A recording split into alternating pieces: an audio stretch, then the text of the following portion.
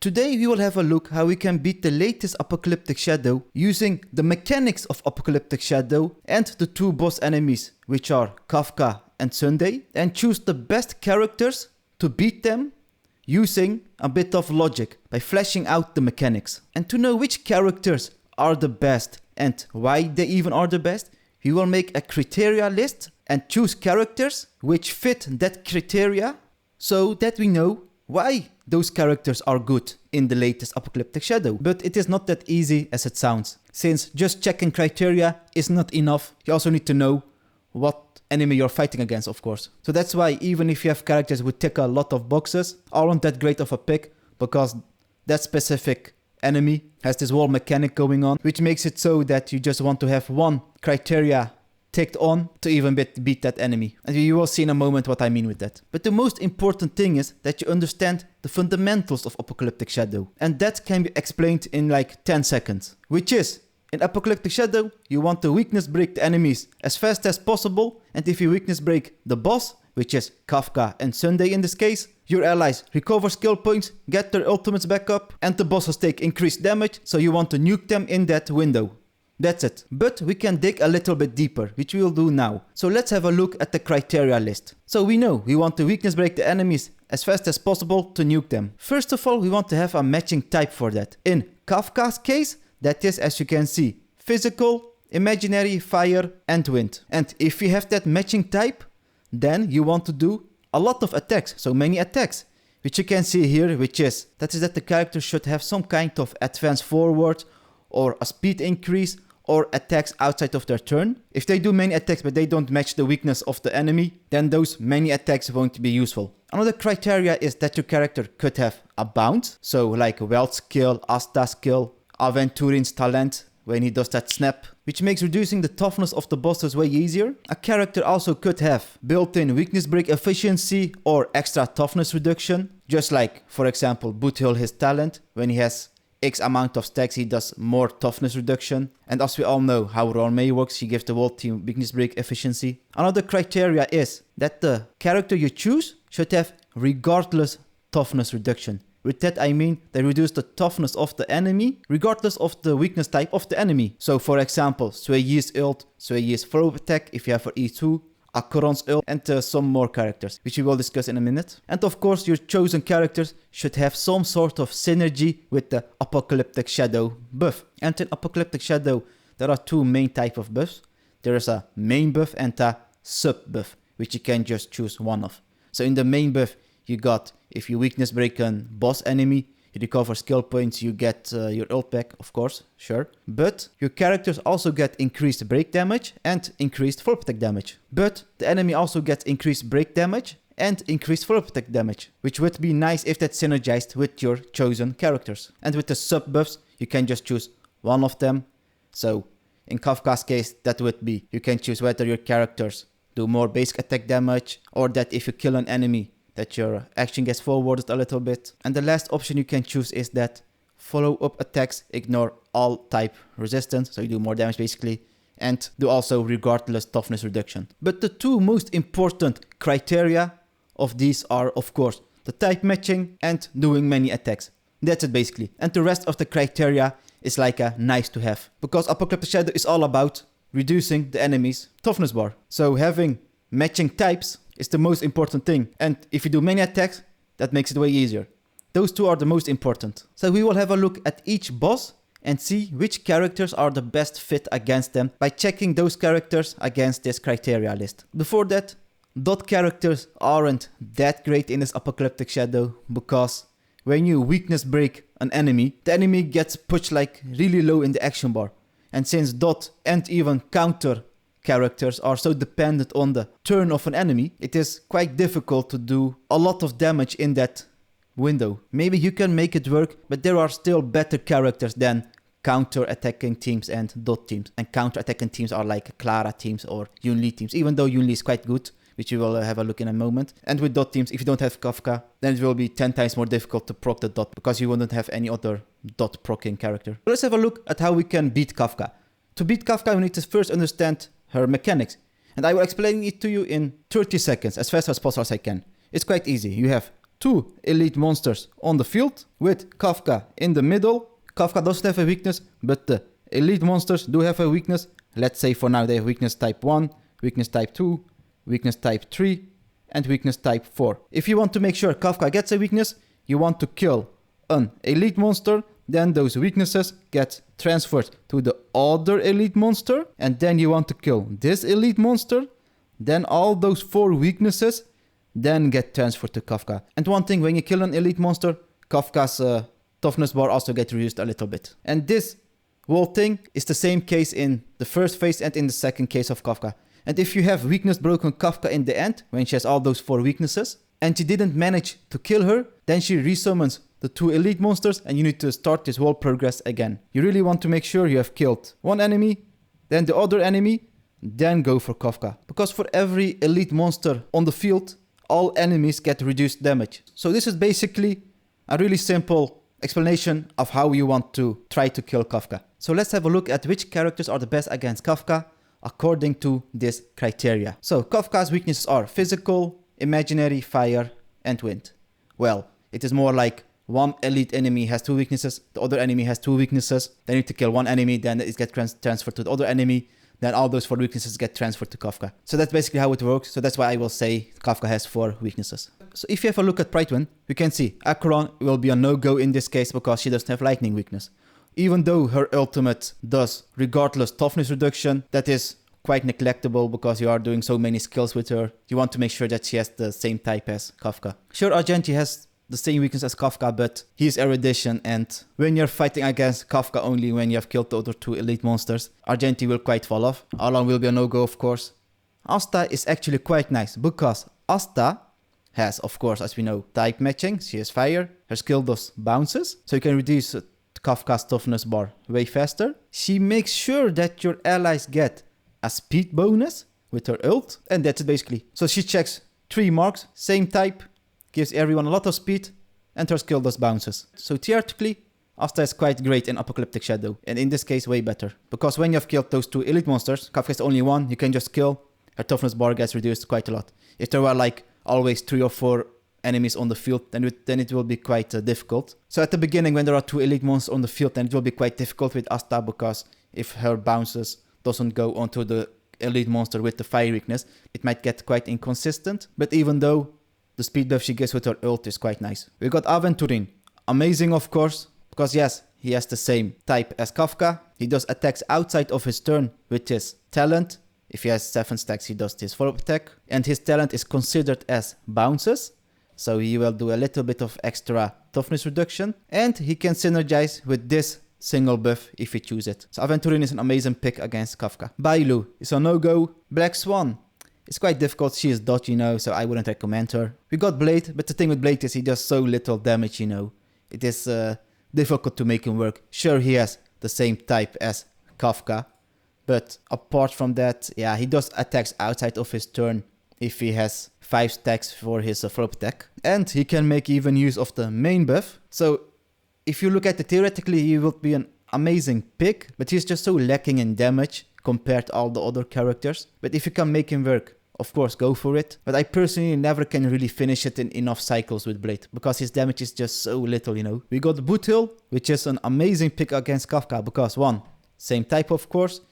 He does not do many attacks, but he does have extra toughness reduction because of his talent. And we can of course choose increased basic attack damage because of his enhanced basic attack, and increased break damage. But it's quite difficult to get his talent stacks up, since there are just 2 enemies on the field, and those 2 elite enemies have quite a big toughness bar.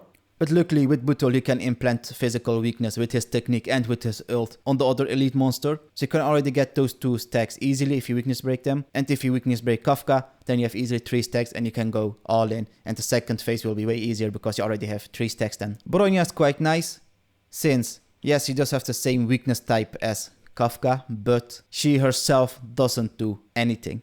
She makes it possible that your DPS gets a turn. And if your DPS is, for example, Boothil, who has extra toughness reduction, then that compensates with the lacking attacks of Bronya, since Bronya won't be attacking in the most cases. She will be just using her skill the whole time. Clara's a no-go since her damage potential is dependent on the enemy taking actions, and your only real damage window is when the enemy's weakness is broken, but then the enemy won't do any attacks.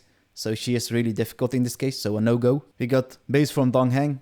He's quite whack. You can really see his 4-star damage. He doesn't have any speed buffs or anything, so a no-go. Immortalune is amazing in this case because, yes, we know, same weakness type. He has a little bit of extra toughness reduction because if you use 2 or 3 skill points, each skill point does a little bit more toughness reduction. So a great pick.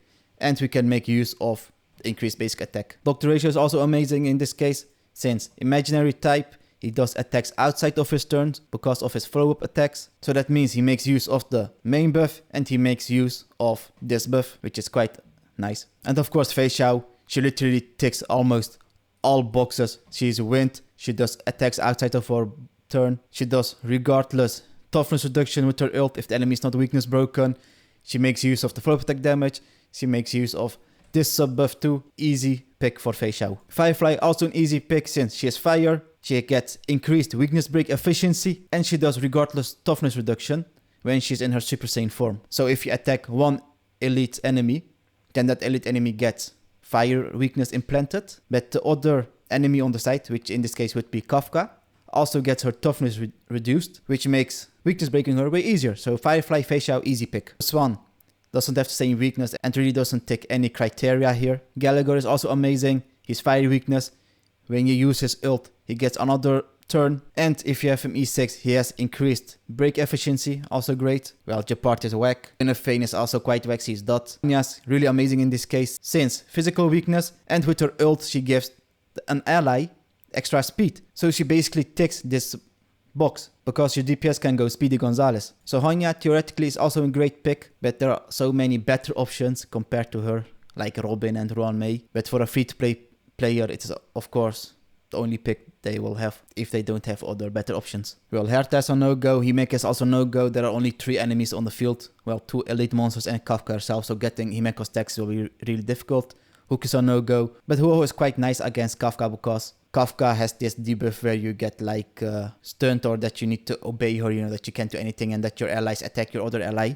So she's quite nice to dispel that debuff. So Huoho doesn't tick any criteria apart from the same weakness, but since she is so nice against Kafka, her wall buffs, she would be a nice pick. And you can say that she kinda makes it possible that your DPS does attacks outside of their turn since she regenerates energy and an ult is considered an attack outside of your own turn. So Huoho technically takes 2 boxes, so win 10 attacks outside of turn. Jade is a no-go. Jiao Q can be a pick, but the only thing he takes is that he has fire weakness, and if you want to make him fast, then you can use the eagle set on him, but there are better options. Yingguan will be no-go, no lightning. Zhongli no-go, Kafka no-go. Lingsha amazing pick since she is fire weakness. She has attacks outside of her turn with that pick of hers. She makes use of this main buff because her talent or trace gives like increased break damage debuff on an enemy. And of course this sub buff too. So Lingsha is an amazing pick against Kafka. Luca, no go.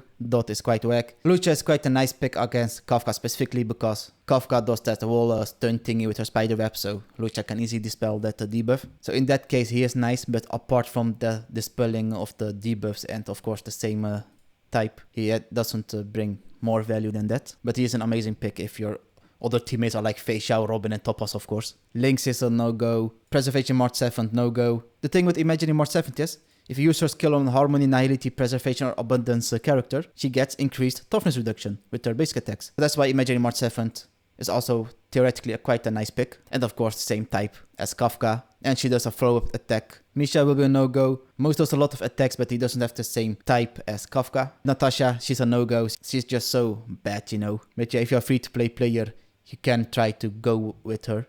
But she doesn't bring any value apart from having the same type as Kafka. And of course removing debuffs here and there, but Lynx is a free character, so you can basically use her if you really struggle with the debuffs. Pella will be a no-go. QQ no-go. Rappa is quite nice, but not against Kafka, because Rappa is the best against many enemies, but with Sunday there are always 5 enemies. So Rappa against Kafka specifically will be a no-go, even though she checks a lot of boxes here. Robin, always a great pick. She gives your whole team another turn basically, so always a good pick. Royal May, always a great pick. She makes your whole team do more break efficiency, so no doubt about that. Sampo is quite nice since he does have bounces with his skill and the same weakness type as Kafka, but he is dot. Sele, quite nice, but no same weakness type. Surfer, no go. Surfer Wolf can implant a weakness type, but I wouldn't go for it personally. Sparkle makes it so that you don't have skill point issues and that your team does more damage, of course, but you already get so many skill points back when you weakness break the boss that I wouldn't choose her for that reason. Sunday, we don't know how he works. Sushang is an amazing pick since same weakness type. She gets a lot of speed from her talent. When she uses her ult, she gets another turn. And Sushang has many more things going on, like if you use her basic attack or skill, she gets advance forwarded if there is someone on the field who is weakness broken. And she recovers a skill point if you attack an enemy who is weakness broken with Sushang. So Sushang is really weakness broken focused, but she's a force character. She just does so little damage, you know. You really notice that. But theoretically, an amazing pick. A lot of speed, a lot of advance forward, but she really doesn't make use of the main buff and sub buffs of the whole Apocalyptic Shadow, unfortunately. It's a great support, but she doesn't really tick any of the boxes. Well, she regenerates a lot of energy, which makes it so that your DPS can cast her ult. So she can technically tick this box because DPS can cast their ult, which is considered an attack outside of your turn. Fuge, we don't know. Topaz and Numpy, easy pick. Fire weakness, a lot of attacks. Makes use of the main buffs, makes use of the sub buffs. So Topaz and Numpy, easy pick. They can go with this buff. She makes use of this buff. Fire weakness, as we know. So easy pick against Kafka. Fire MC, quite whack. Even though she has the same type as Kafka. But sustaining with her is really difficult. Physical MC, really whack. Swell's quite nice as you can reduce the Kafka's toughness easy with the bounce of his skill. And of course the same type. But apart from that, he doesn't have many things going on. So it might get a little bit difficult with him. Sway does not the same weakness type as Kafka. But she does have regardless toughness reduction with her ult and full attack with her E2. But even though it will be really difficult to make a pop if Kafka does have quantum weakness. Yangqing, whack in this case. Yukong does have extra toughness reduction with her basic attack, which she can do every other turn. But she's so clunky to play, you know, so I wouldn't recommend her. And Junli is quite a nice pick actually, since she does follow-up damage. You can pick this sub buff. She does attacks outside of her turn when she gets attacks, and of course same type. And the thing with Junli is, when you cast her ult, and if she has that parry thing active, and no one attacks her, she still will do that parry with her ult. So Junli isn't that dependent on being attacked to do her wall burst. So now let's get to Sunday. I will try to explain Sunday as easily as possible to you. So with Sunday, this is the case. There are 4 small enemies on the field. We can call them Lil Sunday, and then we can copy 4 of them. And then we got Sunday himself in the middle. And each Lil Sunday has a weakness type. We can call them weakness type 1, weakness type 2, weakness type 3, and weakness type 4. If you want to make sure that Sunday gets a weakness type, you want to weakness break a Lil Sunday. So you want to weakness break, for example, this Lil Sunday, and then Sunday gets that weakness type. But everyone else also gets that weakness type. So if you weakness break another Lil Sunday, everyone else will get that same weakness type too. Everyone will get eventually this weakness type. So everyone will have technically 4 weakness types in the end. And if you weakness break a Lil Sunday, then Sunday himself gets his toughness bar reduced by 50%, which is quite nice. And in the second phase when fighting against Sunday, when you weakness break a Lil Sunday, they immediately recover from that weakness broken state. Which means you can continuously weakness break those smaller ones to make the big Sunday reduce his toughness bar by 50% the whole time. So let's get to the criteria for Sunday. Acheron is an amazing pick against Sunday because Acheron has, of course, lightning type, and she does regardless toughness reduction, which is really nice against those 4 Lil Sundays, which are really difficult to kill. So weakness breaking them is really easy. So in the second phase, you can continuously weakness break them if you have paired Acheron with Royal May, for example, and if you use this buff with Acheron. So Acheron is an easy pick against Sunday. Asta, also an amazing pick against Sunday because, like I said with Kafka, a lot of speed, a lot of bounce with her skill, so easy pick. Aventurin, also an easy pick, a lot of attacks outside of his turn, same weakness type, and his talent bounces. So Aventurin, easy pick. Emil to Lune isn't that great of a pick here because there are so many enemies on the field. You really want to make sure that you attack all of them the whole time basically, but you can still make Emil to Lune work Because if you just weakness break one Lil Sunday, everyone has that imaginary weakness. So you can then continuously attack Big Sunday, and then the other small enemies on the side will get weakness broken the whole time. Dr. Ratio would be an amazing pick, but against Sunday specifically, not. Because, yes, sure, he has many attacks outside of his turn, and he has follow-up attack damage buffs. You can use this buff with him, or this buff, whichever you want. But he is staying on target. That's the problem with Dr. Ratio. There are so many Lil Sundays on the field, you want to weakness break them. That's what fighting against Sunday is about. You want to weakness break those small ones continuously. So because Sunday is really AoE focused, Dr. Ratio will be a no-go, even though he takes a lot of criteria. So as you might have noticed, with Sunday, actually another criteria specifically for him would be AoE damage. Well, let's call it AoE attack. So that makes Fei Xiao a no-go, even though she ticks a lot of boxes with the regardless toughness reduction and all that juicy stuff, a lot of attacks outside of her turn, but of course she doesn't have the same type. So that makes it really difficult, those attacks outside of her turn. She ticks a lot of boxes here, nice box here, but she isn't AoE, she is single target. That's why with Sunday we actually need an AoE DPS. Firefly can be a nice pick against Sunday, because she gets a lot of weakness break efficiency with her Super Saiyan state. So fire weakness, weakness break efficiency, but the only sub buff you can choose is this one. And yeah, this main buff she makes use of. So Firefly, easy pick. Even though she doesn't take all enemies, she's just so broken, you will have no problems with her. Fusono's actually also a nice pick against Sunday, since she is quantum type. With her AoE ult, you can weakness break a lot of enemies. So easy pick. Gallagher, also easy pick, because fire type. And he can do another basic attack when he has cast his ult, which is enhanced if you have him E6. And his ult is AoE. Gepard no go. Sure, Guinevere has AoE ult, but she is dot, so difficult to work with. Hanyan no go. Herta no go. Himeko's quite nice in phase 2 specifically against Sunday, since you need to continuously weakness break every single Lil Sunday. So Himeko can theoretically cast her follow-up attack continuously. So easy pick. Hook is a whack character, no go. Ho-Ho, nice support, extra energy, but doesn't take any of the boxes. But still, easy pick, if she is your only viable option, of course. Jade's also quite nice. Her follow-up attack attacks all enemies. She makes her DPS faster. She can make use of the main buffs. She can make use of a sub buff. So Jade is an easy pick here. She's really great. Zhao is also nice. And if you use him with Eagle, you can make sure he gets his turn faster, so you can cast his ult faster. The thing is, those Lil Sundays are difficult to kill. I don't know if you can even kill them. By that time, Sunday is already dead. So that increased ult damage taken a debuff from a Zhao ult is quite useless against the Lil Sundays. But since he is fire type, you can weakness break them, so he's also an amazing pick. Yingyuan can be a nice pick, but he is just so slow with Lightning Lord, you know. But his skill does attack all enemies though, and his ult also does attack all enemies. So with that regard, he is nice, but Lightning Lord is just so slow, you know. So to make Yingyuan really good, you want to make sure he gets a lot of action. So you want to make him go Speedy Gonzalez. Jungli no go. Kafka can be nice, her ult attacks all enemies, and she triggers dot, so she can be used with Guinevere for example. But that will be really difficult to work with, since Kafka and Black Swan are the OG team, and since Sunday unfortunately doesn't have wind weakness, it might get difficult to weakness break him. But still a viable pick. Lingsha, best pick there is. A lot of follow-up attacks with her pick. Her follow-up attack does AoE, her ult does AoE, her skill does AoE, and of course those follow-up attacks do attacks outside of their turn. So she makes use of increased break damage taken, and you can use this sub debuff, or you can choose this sub debuff. Whatever you want, you can choose any sub debuff actually.